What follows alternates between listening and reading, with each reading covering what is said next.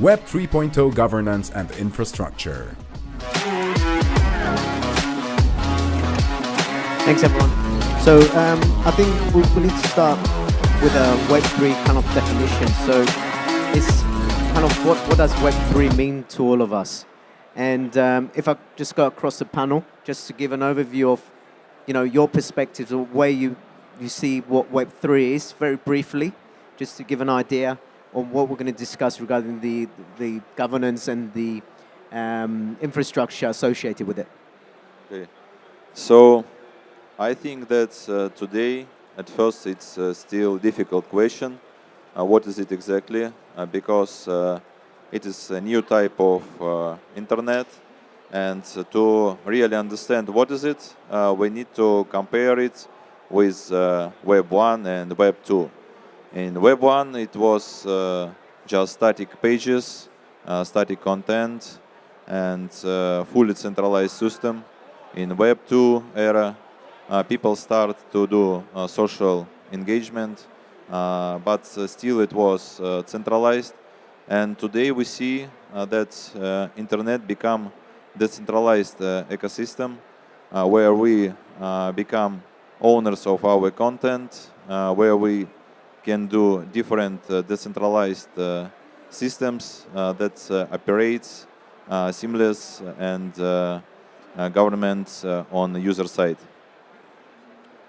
So I would totally agree what you just said. So for me, Web3 means that any person who is interacting with internet or who is engaging anything kind of internet activities, that he and she should have the participation and the ownership of his interaction with internet. At this moment, you can see there are a lot of big data companies. I mean, you can name each one of them from Facebook to Instagram. They are the ones who actually use our data, all the email providers, and they are the ones who, without our consent, they are the ones who actually benefit from our data where we have no say or no participation. And Web3 changes it to the participation of the end user. Exactly. I completely agree to the point where we say that, people have got a lot of more authority over what's happening when it comes down to a certain Web3 product, because community is like a very, very core thing. So for me, I would say that Web3 makes things more open source. With that fact, that doesn't mean completely to the code perspective, but also how people are contributing to it and making sure that there's like complete transparency between all these things happening within the product and community. Exactly. So basically, trustless, decentralized, and permissionless is the key to the Web3. So on that, in terms of the Web3 infrastructure needed and what we're developing now between us, in different aspects, what is that type of infrastructure that is being developed now from your perspective? Give us some ideas of what that looks like and how it's going to mature. So it looks like a modulus system that consists of different infrastructure utilities. First of all, it's a decentralized file system, IPFS. Further on, it can be decentralized domain system, also decentralized identities, and of course oracles, because we need to get some on-chain data from off-chain space, and we can do it only from. But for me still it's a little bit difficult to say that infrastructure layer become strong and powerful, because still it's growing. So, and the new technologies, I think we can say that wallets also they are in infrastructure layer. How do you think? Exactly. Well, I mean, we'll get to the conclusion where we are, but if we carry on. Yeah, I think for the infrastructure side, we're still in the start, but we are doing pretty good. I mean, when it started with Ethereum and everything, you have now layer ones, layer zeros. You can do quite a lot through smart contract, and you have enough blockchains to choose from, which are, one blockchain has a niche in something, the other one is more faster, the other one is for the data storage. So there is quite a lot of options in the infrastructure part, if you see. And when it comes to layer ones, layer zeros, they are the true part of the infrastructure thing. But then you come layer two and the decentralized applications which are on the top of that. So all together, we have quite a lot of options from the infra side, and there are new projects coming. Like we are layer one, but we're only focusing on the data part, which is the key in the whole decentralized part. There are other layer ones which are focusing only on the smart contract. The other ones are on NFT. So I think we are going on a very good speed and a good level when it comes to infrastructure part. Thank you. So I think infrastructure kind of breaks down into a lot of things, right? There is got storage, which is what Naveen is talking about. Then there we have got layers, layer 1, L1, L2. And majorly, I think these infrastructure are supposed to solve the problem of blockchain trilemma, which is around security, decentralization, and more, right? So including those, then we have got the communication protocols and other set of things like in the services, you go down to DeFi, you go down to NFT.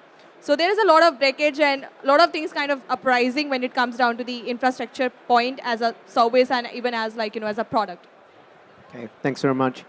I think now the governance is the key. Now, how is this governance model, what is the governance model of the Web3? And how is it different to what we have existing digital data governance? So as we heard, data is key, and who owns that data, who manages that data. So the idea of the Web3 is that we as users have self-sovereignty and access to our data and can manage it. However, we're still humans and we still need, I believe, some sort of governance on top of that. Right now, a central government is managing that for us. How is the Web3 changing that, and how would, what is needed for that governance model to be put in place that, we can achieve this kind of utopia, if you like, of a DAO, a decentralized autonomous kind of authority, managing this for us? I think that in the main difference in concept of centralization and decentralization. Now, all governments centralized because it's all logic server side. If we talk techniques, and if we see what happening now, the logic become blockchain side, smart contract side, and first of all, it do it transparent. If government centralized, it's not transparent. If it's decentralized, so it's transparent, and it's more true. Thank you. Naveen? So I think the main important part of the governance or how it changes is decentralization gives the key to the governance to the end customer. If it's a data or whatever you have on the decentralization part, your wallet, you are having your private key. You have your public key, which you can share with the people, but you as an individual have access with your private key. And normally, if it's a public blockchain, your data is only accessible through your private key. So unless you share it with somebody else, it has never been seen that public blockchain has been hacked because of its decentralization nature. So you are the real owner, so governance is in your hands. There is no CEO of a company or a big company which is in background using your data or anything which you're doing. If you see even Apple and companies like that, there are a lot of hacks happening, that your passwords have been taken, everything, and you see that every 6 weeks, 8 weeks, the news comes, it dies down, but that's a poor governance. It's actually centralized governance, I would say. And decentralized governance is you as end user, you have your access, you have your private key, you lose it, you lose access to your data, but that's a part, that's the price you have to pay for the security part. So that's why decentralization is, I would say, it's a self-governed mechanism, and even if you see a lot of big projects which failed, was not regulated. This is not unregulated space, but the space is regulated by users itself. When you talk about a project and say, hey, this project doesn't look like genuine, everyone withdraws the liquidity, the trust is gone, and the project dies. So the governance is actually based on individual and community, which is very different part if you compare it with centralized part. Thank you. I think I want to put a term to what we have been referring to decentralization and governance, which is DAOs, like decentralized autonomous organization. A lot of products are trying to set up their own DAOs, and I think it's kind of a very core thing when it comes down to governance, because we have got people, they would vote on certain decisions, they will hold that proper, incentivization to it. So I think DAOs are also a very core feature to play when it comes down to governance in terms of, how people are trying to contribute here. Okay, thank you. I think we kind of coming up to our time, so I just want to finish on a question which I think is where people are talking about now is, so, we currently have central governments and authorities. Where do you see these central governments and authorities coming into play? Would they still be there when the fully Web3 vision is materialized? Are we still going to need them or not? How do you see this happening? What's going to happen? So, yes, I see that first of all crypto market today is Wild West, and and civilization of this market's growth from year to year, and regulatory I think they try to help this industry to become more securable for users, because we need to attract new users. Without users, we will not grow. So government, I think, will help with this. Thank you. Yeah, I think government should definitely be supporting this particular thing, but there is probably like a lack of understanding of how the blockchain actually works and Definitely. how the decentralization is going to happen. People think that if there is crypto, if all these things, they kind of exist, there can be a lot of technical crimes happening. But if they are able to educate themselves better with the blockchain and they're able to understand the actual power of it, then definitely there is a scope for them to grow in the space and, kind of provide more value to the people.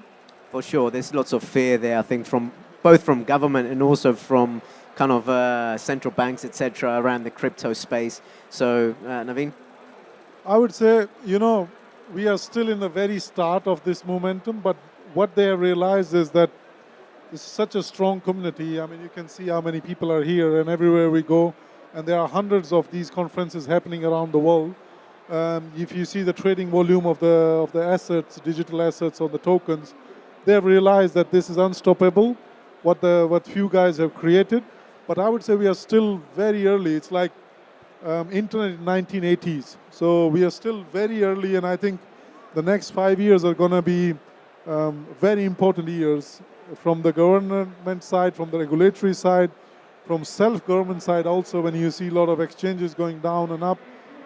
So I think we are on a good path, but it's the start of the journey. Thank you. I think you finished off nicely. Where I wanted to finish off a panel is, where do we see, how do we see the progression of this governance and infrastructure in Web3 going? As you mentioned, in 5 years' time, it's going to be important. So, if we look into the future, maybe 2-3 years, maybe 5-8 years, maybe 15 years, if you just give us some kind of thoughts and ideas of where you think we're going to be in this governance model. I know it's a leading question, and you can be as bold or as conservative as you like.